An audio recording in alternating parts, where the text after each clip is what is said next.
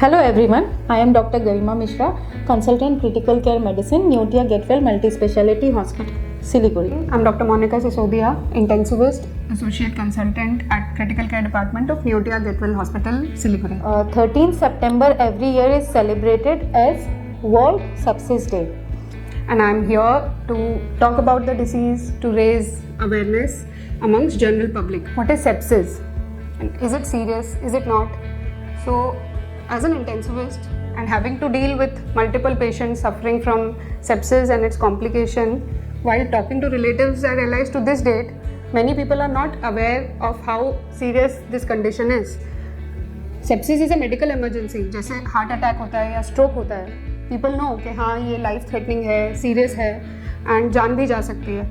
But when it comes to sepsis people are still unaware. उन्हें लगता है infection ही तो है, एंटीबायोटिक ही तो देना है. But this is not the situation. It requires early recognition and prompt action and a treatment, a proper management at a designated center with proper ICU facility.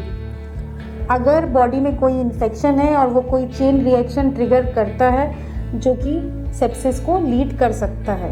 अगर किसी को फीवर आ रहा है, उसके अलावा पेशाब में जलन है, खांसी हो रहा है, सांस लेने में दिक्कत है, यूरिन आउटपुट कम है, या पेशेंट अगर ड्राउजी है, कंफ्यूज्ड है या जनरलाइज वीकनेस है, तो ये सारे सेप्सिस के सिम्टम्स हो सकते हैं. Sepsis is our body's response to any infection that has become uncontrolled. तो उसमें there is widespread inflammation all over the body. उसमें शॉक भी हो सकता है, उसमें अदर ऑर्गन्स भी अफेक्ट हो सकते हैं जैसे renal failure, liver dysfunction and in fact multiple organ dysfunction at the same time. So patient can go into multi organ failure and death also is very common if patient is suffering from sepsis or septic shock. वैसे तो infection किसी को भी हो सकता है, लेकिन कुछ पर्टिकुलर लोगों में इन्फेक्शन के चांसेस ज़्यादा होते हैं, जैसे कि एल्डरली पीपल या इम्यूनो कॉम्प्रोमाइज लोग जो होते हैं, जो बहुत दिनों से अगर एंटीबायोटिक्स ले रहे हैं या स्टेरॉइड्स ले रहे हैं, या जिनको क्रॉनिक बीमारियां हैं जैसे कि डायबिटीज़ है या किडनी का बीमारी या अस्थमा, ब्रोंकाइटिस, या जिन पेशेंट्स को डायलिसिस कैथेटर्स होते हैं इंडवेलिंग या फोलिस कैथेटर होते हैं, तो ये सब केसेस में इन्फेक्शन के चांसेस ज़्यादा होते हैं. सेप्सिस सबसे ज़्यादा बैक्टीरियल इन्फेक्शन से होती है, लेकिन उसके अलावा वायरस या पैरासाइट या फंगल इन्फेक्शन से भी सेप्सिस हो सकता है. प्रैक्टिसिंग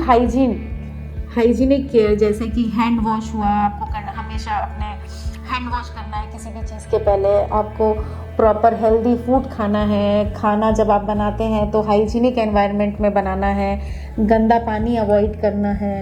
अगर आप टॉयलेट यूज़ कर रहे हैं तो अनसैनिटाइज्ड या गंदे टॉयलेट्स यूज़ नहीं करना है. प्रॉपर वैक्सीनेशन करवाना है. तो ये सब चीज़ें इन्फेक्शन को कुछ हद तक प्रिवेंट कर सकती हैं.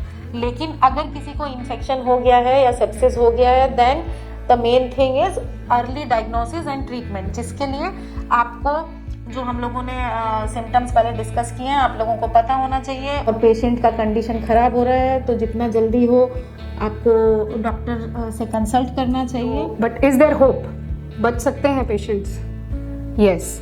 उसके लिए आप क्या कर सकते हैं? As non doctors, normal community, you have to first understand that it is a serious illness and can not be taken for granted. थोड़ा सा भी आपको थ्रोट इन्फेक्शन है या लूज मोशंस हो रहे हैं या पेट में कुछ इन्फेक्शन है या खांसी चल रही है, so none of these things can be taken for granted. You have to take medical help, timely antibiotics and follow up for your illness, क्योंकि कोई भी इन्फेक्शन बिगड़ के सेप्सिस बन सकता है. Second thing, recognise the signs. Life threatening signs क्या होते हैं? जैसे if patient is having high grade fever persistently या low temperature for a long time. Second, a very fast heart beat for a long time. Tachycardia बोलते हैं उस situation को, palpitations होना. So basically a faster heart rate. Breathing difficulty, altered sensorium, जैसे brain affect हो गया है किसी का ना, they are talking abnormally and they are excessively drowsy, ज़्यादा सो रहे हैं या अननेसेसरी बोल रहे हैं या अपने बिहेवियर से अबनॉर्मली बिहेव कर रहे हैं नॉर्मल से. दूसरा, यूरिन आउटपुट कम हो जाना. So all these are abnormal signs, all these are life threatening signs. Proper hospital equipped with well equipped ICU centre में जाना ज़रूरी है. तो What is the management for sepsis? क्या करते हैं उसमें? First thing is very important to recognize the sepsis early. So early recognition and prompt action is very important. Second, what we follow is evidence based treatment protocols. अब कुछ R bundles होते हैं. First R में इतना हो जाना चाहिए, third R तक इतना हो जाना चाहिए, 6 Rs में इतना हो जाना चाहिए. So these bundle protocols as per the evidence. This is followed. Third thing very important is for any hospital to have a multidisciplinary team available.